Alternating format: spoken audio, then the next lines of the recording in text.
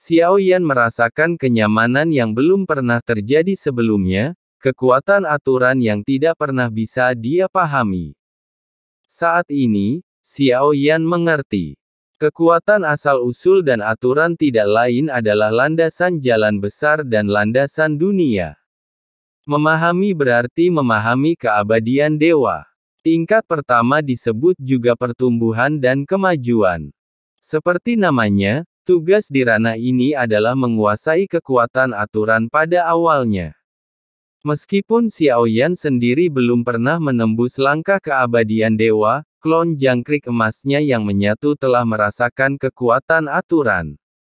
Hanya setelah benar-benar menguasai kekuatan aturan barulah dua kekuatan asli jantung api dan jantung guntur di dalam tubuh meledak dengan kekuatan untuk menghadapi keabadian dewa. Keduanya akan menjadi sarana ampuh Xiao Yan. Begitu kartu truf memiliki aturan, itu akan menjadi lebih kuat dan keterampilan bertarungnya akan sangat berbeda. Lama tidak bertemu, kecepatan kultivasi Anda terlalu lambat. Seekor kucing tidak berbulu dengan tubuh ungu. Ini bukan pertama kalinya Xiao Yan bertemu dengannya, tapi tidak banyak kesempatan untuk bertemu dengannya. Saya tidak membantu Anda. Ketika Anda menerobos keabadian dewa, Anda akan memasuki ruang seekor tikus dan untuk sementara terpisah dari kenyataan. Tangan Ni terlipat di dada dan tampak kurus. Meskipun dia berdiri dengan telinga lancip, anggota tubuhnya jelas berbeda dari manusia. Tentu saja, Xiao Yan tahu bahwa makhluk seperti itu dapat berpenampilan apapun yang dia inginkan, dan apa yang dia lihat di depannya hanyalah tampilan yang ingin dia tunjukkan. Bisakah saya kembali ke dunia nyata? Bahaya harus segera dihilangkan, karena sebelum masuk ke sini, dia tidak menyadari munculnya sosok penolong. Jadi saya sangat khawatir dengan kakak laki-laki saya. Meskipun kamu masih lemah, kamu sekarang telah menembus keabadian dewa, jadi aku akan menekan kekuatanmu menuju keabadian seorang kaisar. Anda bisa mencobanya sekarang bersama saya. Nian sedang bersiap-siap dan sepertinya sudah lama menunggu momen ini. Dia sepertinya tidak ingin berkomunikasi dengan Xiao Yan, tetapi untuk mendapatkan kembali wajahnya yang telah hilang. Senior, jangan sekarang. Ada hal penting yang harus saya lakukan dan mereka adalah kakak laki-laki saya. Xiao Yan berkata dengan cemas, aku tahu kamu sedang terburu-buru, tapi jangan cemas dulu, kamu adalah yang mulia. Mereka adalah murid-murid Anda. Anda tidak tahu apa kekuatan mereka. Anda terus mengatakan bahwa mereka jelas-jelas keabadian dewa orang yang kuat. Masing-masing dari mereka adalah orang kuat yang pernah berada di puncak sensi, dan mereka telah lama membangkitkan ingatan mereka. Setelah membangunkan ingatannya, Xiao Yan segera sadar. Itu memang masalah yang bisa dia tembus menuju keabadian ilahi dalam sekejap mata. Sial, mereka benar-benar berbohong kepadaku untuk kedua kalinya dengan menggunakan trik yang sama. Baru kemudian Xiao Yan menyadari bahwa dia sepertinya telah dipermainkan dalam drama yang menyakitkan. Tentu saja, ini semua hanya dugaannya. Xiao Yan masih merasa tidak nyaman, tapi dia tidak punya niat bertarung dengan Ni di sini. Tidak apa-apa bagimu untuk pergi. Jika kamu tidak mempercayakan itu padaku di kehidupanmu sebelumnya, dengan kekuatanmu saat ini, aku tidak akan tertarik untuk melawanmu. Telinga ungunya bergerak dan matanya yang setengah tertutup tampak seperti belum bangun. Semua suaranya malas. Apa yang harus dipercayakan? Xiao Yan bertanya. Begitu dia selesai berbicara, terdengar suara gemuruh, dan kegelapan di sekitarnya dengan cepat menghilang. Segera, bayangan raksasa dari batu padat meraung turun dari langit, mempercayakan saya untuk menunjukkan kepada Anda kekuatan keabadian dewa yang sebenarnya. Bum bum bum. Saya melihat dua jejak kaki bayangan raksasa itu jatuh perlahan, tanpa menggerakkan kolam. Setelah mengambil 7 langkah berturut-turut, paksaan tak kasat mata menyelimuti Xiaoyan terlebih dahulu, dan kemudian muncullah kekuatan yang menakutkan, yang sepertinya menghancurkan Xiaoyan hingga berkeping-keping. 7 pagoda penekan Tuhan menginjak 7 pagoda penekan Tuhan yang sama sekali berbeda dari miliknya. Saya tidak tahu seberapa kuatnya.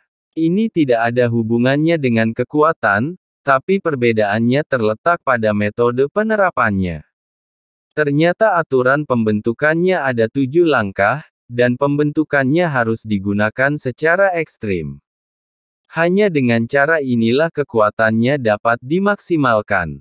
Ni perlahan mengangkat lengannya, mengarahkan jari ungu dan kukunya yang tajam ke arah Xiaoyan.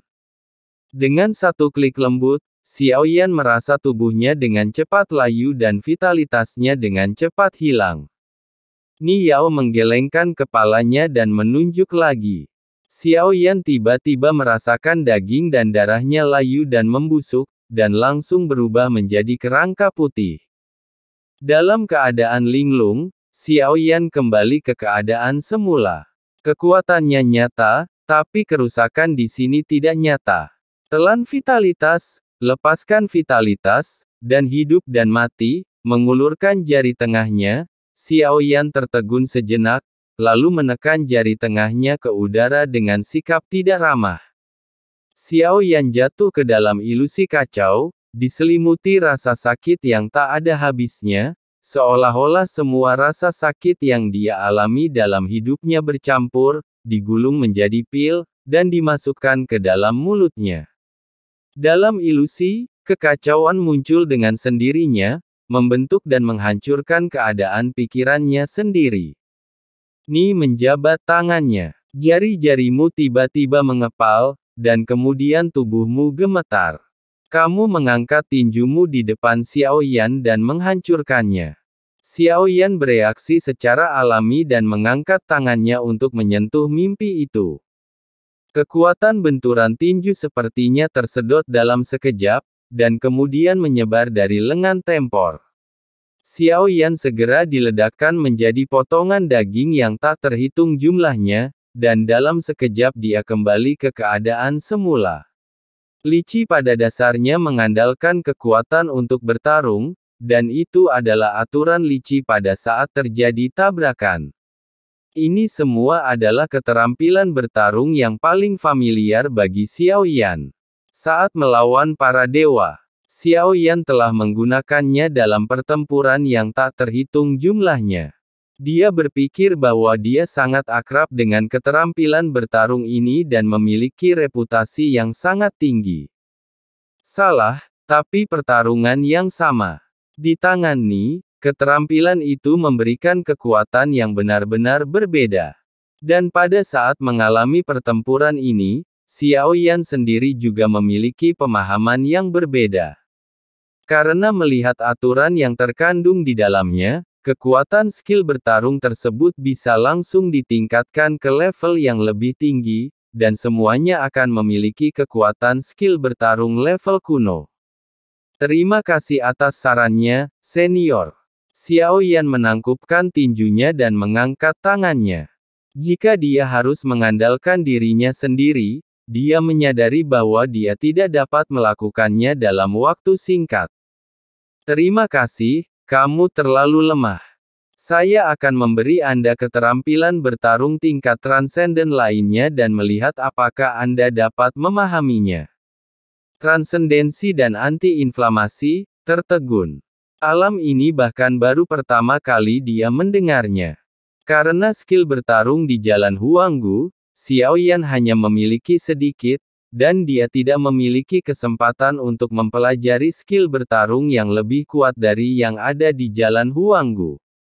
Ini disebut kemarahan terakhir. Ada kemungkinan hal itu akan terpicu setiap kali Anda akan mati atau terluka parah. Tapi itu tidak terjadi setiap saat, itu tergantung pada kemarahan dan kemauanmu. Ujung jarinya ditempatkan di antara alisnya, dan api yang berkobar sepertinya membakar tubuh Xiaoyan, dan dia langsung memasuki keadaan tertentu.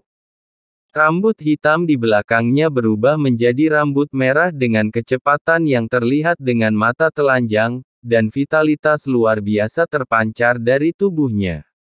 Saat dia mendongak dan melihat Tempor, Xiao Yan tiba-tiba bergerak dan muncul di belakang Ni. Dia mengangkat tinjunya dan meninjunya. Menariknya, reinkarnasi lain tidak menghilangkan pemahaman ini tetapi lebih baik dari kehidupan sebelumnya. Kedua tinju itu bertabrakan, tetapi serangan Xiao Yan mengalir seperti pancuran di saat berikutnya.